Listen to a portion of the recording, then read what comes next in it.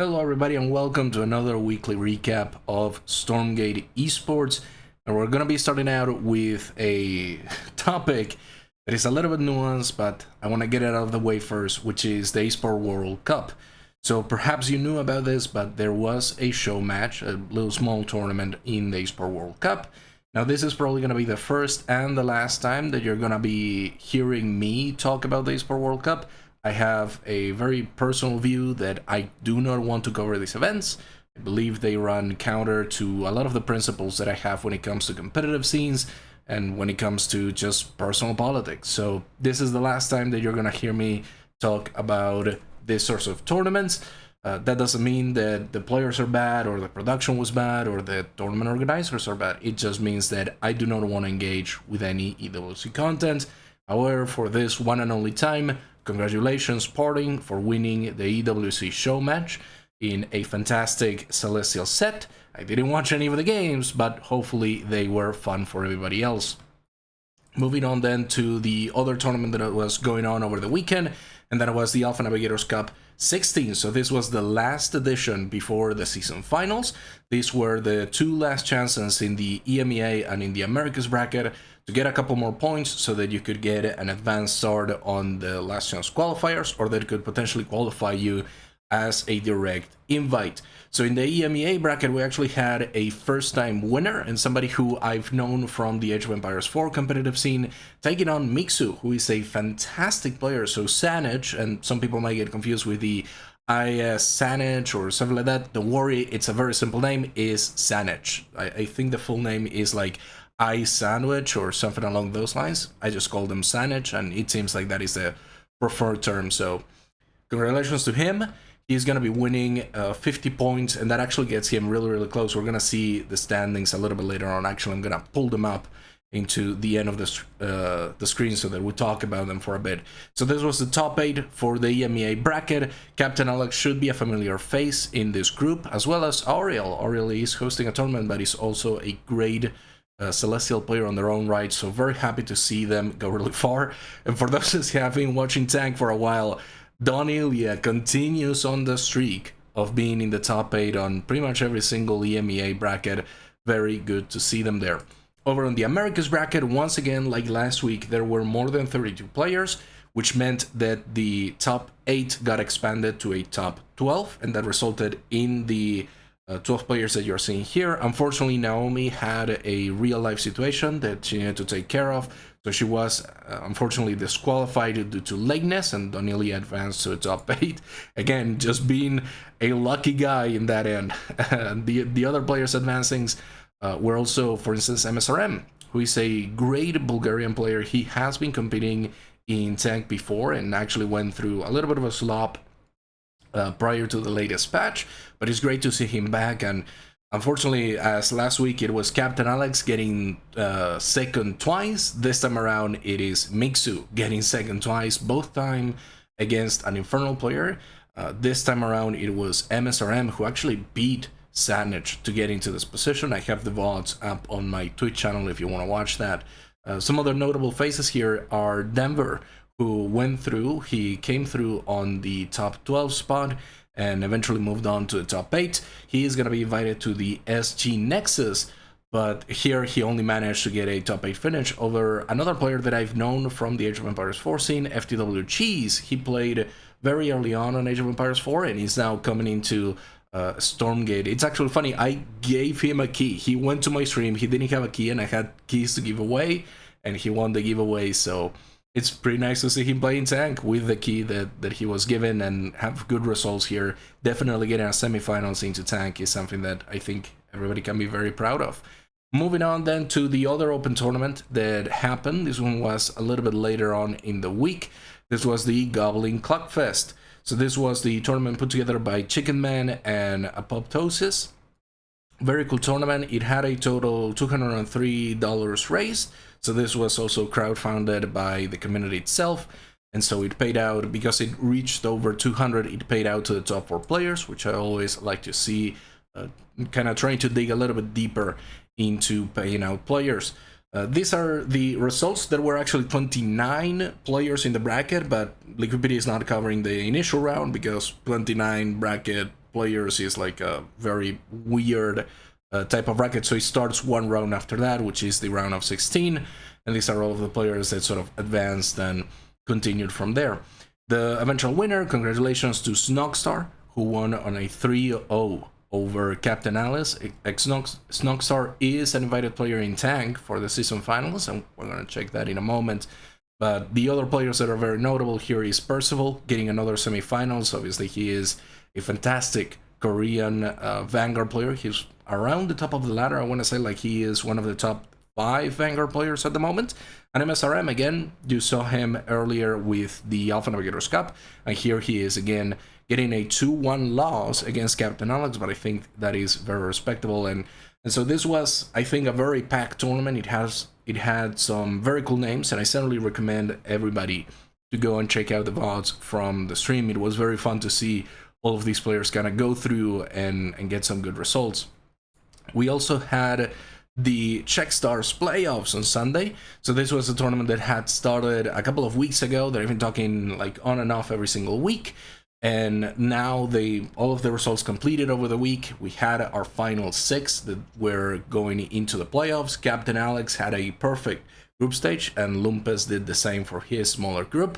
And they both got a bye into the semifinals where, and this is one of the curses, if you're ever a tournament organizer, this is one of the curses that you need to be on the lookout for, which is the semifinals curse, which basically says that if the semifinals are 3-2, meaning very close matches, then the finals will probably not be as close. And that is something that generally happens with brackets. Nobody knows why, but it is pretty interesting that we had some banger games here with 3-2s, even a reverse sweep on Lumpes, who went down 2 maps against Magic and then eventually pulled it back on Jagged Mall, Lost Hope, and Isle of Dread. And that eventually gave the win to Captain Alex on a 3-0 series. So congratulations, Captain Alex, on getting that victory and claiming some of the money that was given there. It was around $100 of prizes, and the VODs are going to be on Solus Rex channel, so you can definitely check that out. And as always, links to all of the topics that I'm talking about in the description below. Finally, there was a little show match put together by somebody in the community called Iron Steel. So Iron Steel reached out to me and reached out to a couple of other content creators if we wanted to start doing something like a Stormgate Sunday where we casted games. Apotheosis was the one who stepped up and said, hey, you know what, I'm going to be casting this game. I'm happy with that. And this was Denver versus Albino. And it was looking like, at the very start, like Denver is going to be doing a 4-0 run, just completely taking the gauntlet here. But Albino eventually clawed out 3 maps and was almost threatening the reverse sweep until Lost Hope, where Denver, I believe, returned to his main strategy of massing the dogs and trying to push with that, and that eventually gave him the win. So congratulations to Denver on winning that little show match. Into the calendar then, we have a very packed week, and there is no TANC. So TANC is not going to be running this weekend because there are just too many tournaments, and also to line up better with SG Nexus and allow everybody to play in the qualifiers for SG Nexus. So we have the Aureil Stormgate Tournament happening on the 22nd and 23rd. So the way that is going to be divided is that the first few rounds are going to be happening on the 22nd, and then the next few rounds in the finals is going to be happening on the 23rd. So that is going to be very fun to watch. You should absolutely, if you're a content creator, contact Aureil to see if you can get a slot to co-cast the event. I think that is going to be pretty interesting. It is a massive event. We're going to see the bracket in a moment, and it's going to be very fun. We also have on the 24th, it was announced, but we don't have any more details as of yet, for the Take TV SG Battle Time. So this is lining up a little bit with Gamescom. Take TV is obviously a well-known production house and tournament organizer in Germany and abroad, really. And they are hosting a show match. We don't know the amount of players. We don't know what the times are going to be, what the bracket is going to be even look like. But so far, I think we should expect something similar to, you know, Takes Less Showdown or something like the Stormgate EWC format.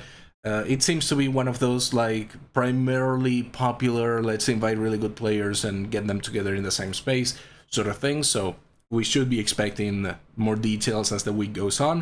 And as always, go ahead and check on the Wikipedia as it happens, because it's probably going to show up there. We also have the Stormgate Nexus Qualifiers on Sunday, so that is going to be a full run of qualifiers on 3 separate regions, and we're going to be looking at those brackets in a second as well. And then I believe there is going to be another Showmatch Sunday, but I'm not entirely sure if that's going to happen. We'll probably get more details as the week goes by. So the Aureil Stormgate Tournament is now up to 119 players, probably going to reach 120 or 128 by the time it actually starts. There are a lot of players here, and many faces that everybody should be very familiar with. Obviously, Porting is going to be grabbing seed number 1. Probe is probably taking seed number 2 if he's playing here, but we'll probably see eventually if he is or isn't. But there's just a ton of players, and it is open to everybody. So I would highly recommend that if you're just thinking about playing on a single elimination bracket, you don't want to be too worried about having to play for long hours, this might be a good opportunity for you to throw yourself at the game and see how you like to go about it. So then the Stormgate Nexus events for the APAC qualifiers, they have 13 players.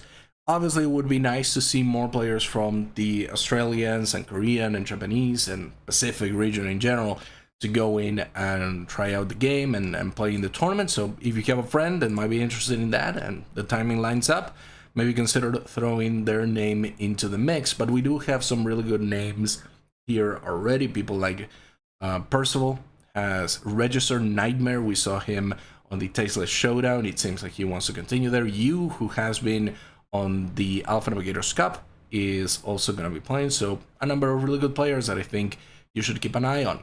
For the Americas qualifier, there are 27 players. I would imagine a couple more will also register, but there are some good names here from TANC that I know of.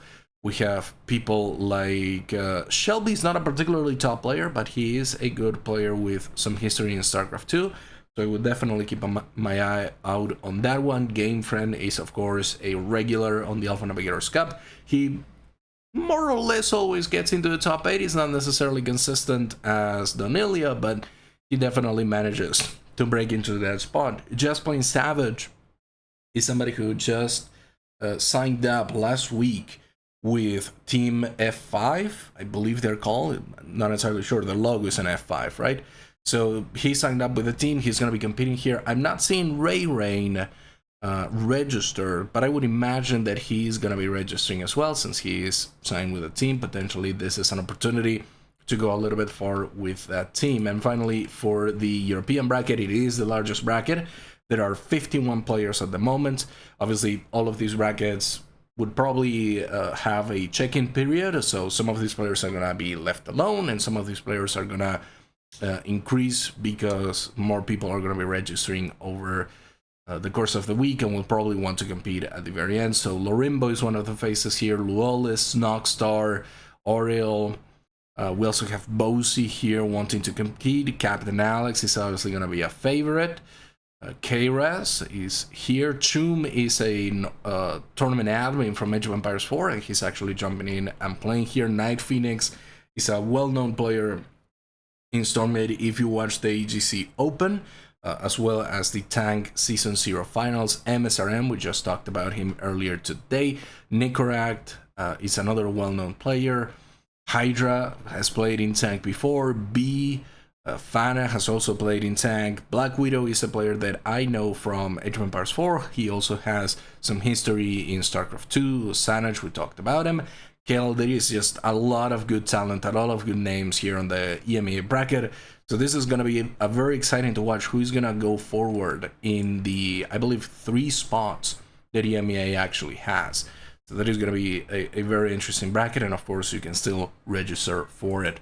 Finally, let's touch on the Season 1 Finals for the Alpha Navigators Cup. This is a tournament that is actually going to be happening much later on, so if you look, this is actually going to be going on September 6th, 7th, and 8th, with the last chance qualifiers on August 31st and September 1st.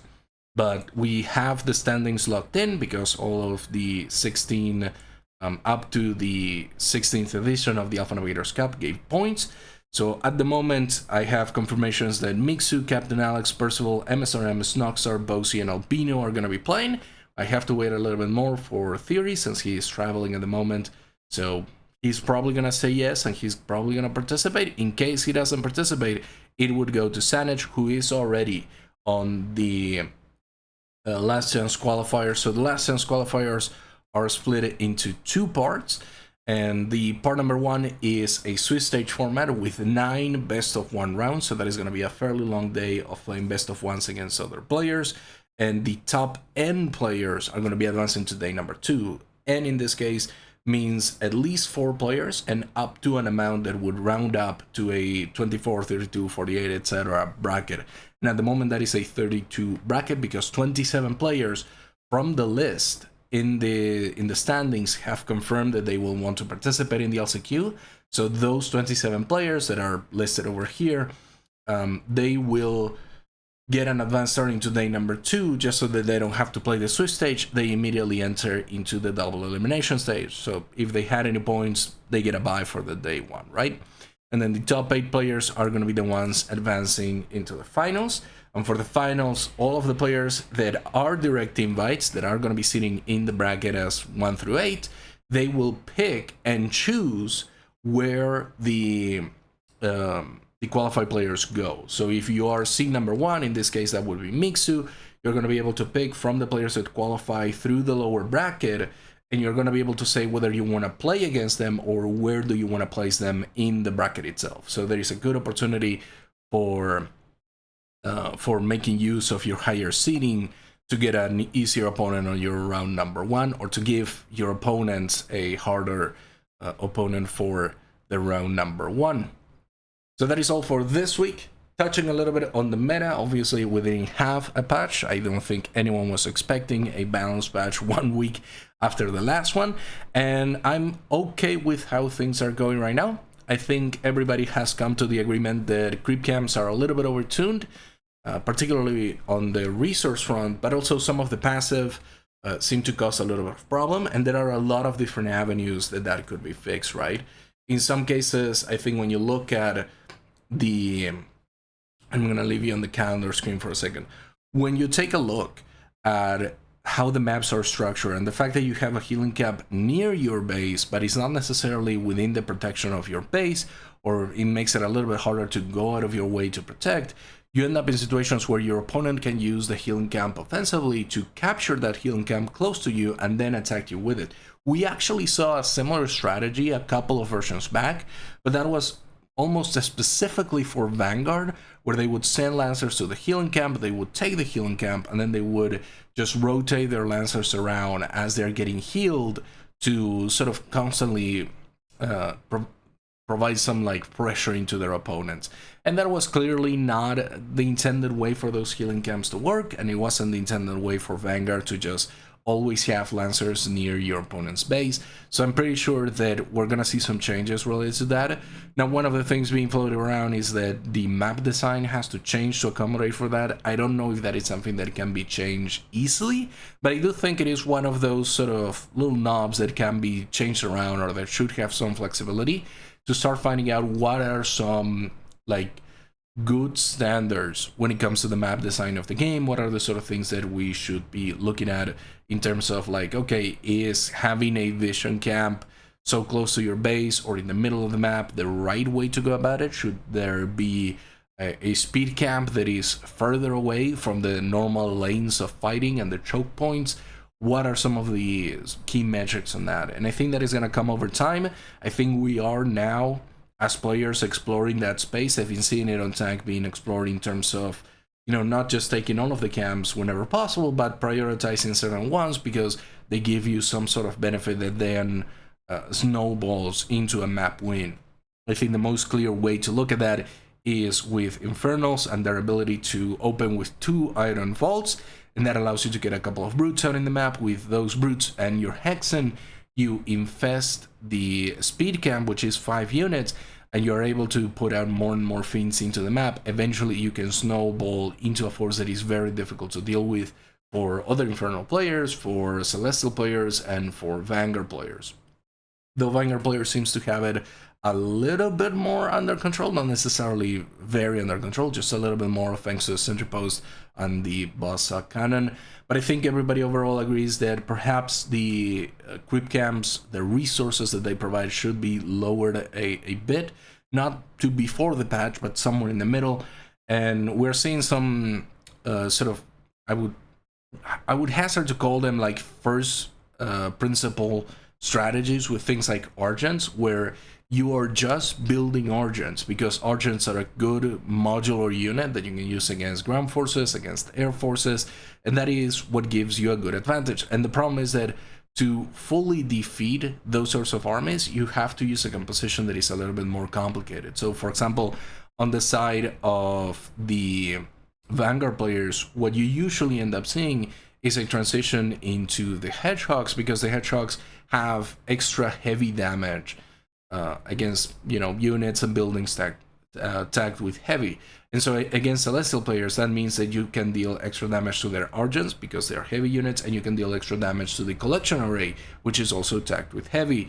And making drops with Hedgehogs or using a mass of Hedgehogs to go around the map and thin out the army of Argents is one of the core strategies. The problem is that just creating more Argents is an easier strategy than not only producing enough mech base to get more Hedgehogs out, but also having the balance of Thurium and Luminite to produce the Hedgehogs, and also getting evacs out into the map that you can use to mobilize your Hedgehogs into the collections arrays of your opponents.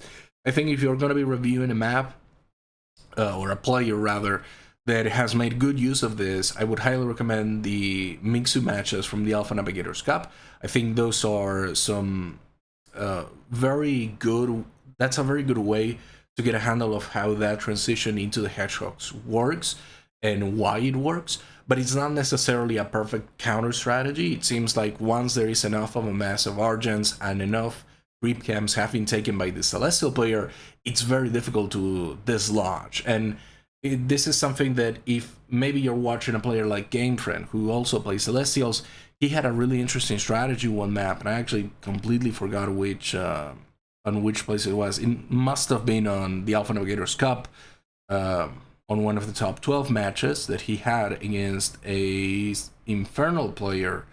They were playing in Broken Crown, and the thing that was remarkable to me is that the Infernal player, I believe it was MSRM, he was having a good time taking bases and protecting them, but the core problem that he had was that no matter how much he attacked the bases of GameFrame and destroyed the collections array and the prisms and all of those stuff, he was still having a hard time actually destroying the economy for GameFrame until like 20 minutes into the game, because the creep camps were continually providing more and more sustain. So I think going forward into the future, a general nerf to those creep camp resources is going to shake up the meta quite a bit, but I don't know what is going to be happening into the future past that. And something that we've been hearing, that I've been hearing rumblings on from sort of top players, and something that I think a lot of people have spotted already, is Cabals. So the Cabal unit for the Celestial has this ability from the get-go. This is a tier 1 unit, or tier 2 unit. Yeah, tier 2 unit has an ability called Debilitate. And Debilitate, and I'm going to pull it up here on Liquipedia.